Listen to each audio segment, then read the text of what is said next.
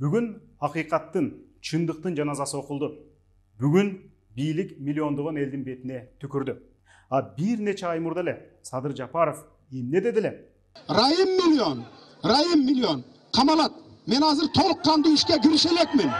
Киришкенден кийин камалат. Коррупциялык схемаларды катар-катар түзүп келген Райымбек Матраимовго 200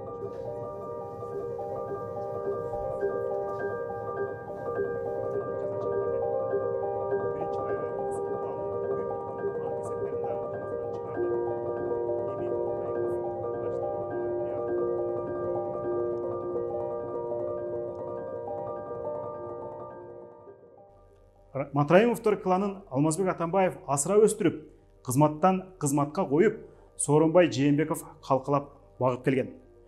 Алар Матраимовдордун кылмышын иликтеп чыккандарга каршы бүтүндөй мамлекеттик машинаны коюп, тебелетип келишпедиби?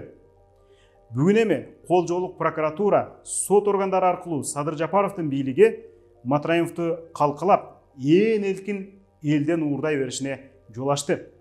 Ал эми бүгүн мамлекеттен жылдар бою миллиарддарды уурдап, кылмыштуу топтор президенттер менен коюн колтук алышып, коррупциялык схемаларды катар-катар түзүп келген Райымбек Матраимовго 260 миң сомдук жаза чектелди.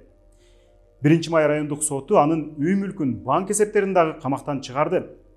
Эми Матраимов баждан уурдаган миллиарддарын коркпой-үркпөй колдонууга жол ачылды.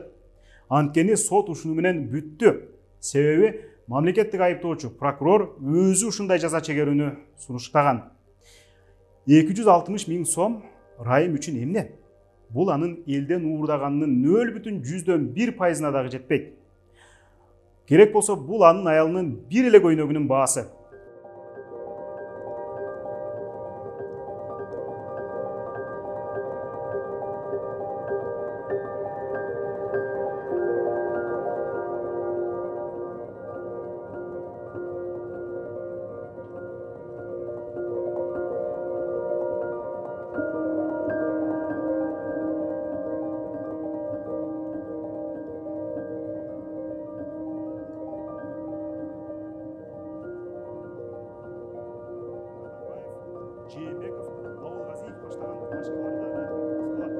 Ошон үчүн чыныгы күрөш али алдыда. Биз кайтпашыбыз керек. 14 февраль жекшемби күнү Бишкекте антикоррупциялык жүрүшкө чыгабыз. Саат 12-де темир жол вокзалынын алдына келгиле. Өзүмдүн, баламдын, жакындарымдын келечеги үчүн кайдыгер эмесмин дегендин баарын келгиле. Ал жерден аянтты көздөй жүрүш жасайбыз.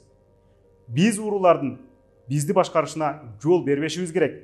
Биз чогуу болсок, бирге болсок, коррупцияны жеңе алабыз.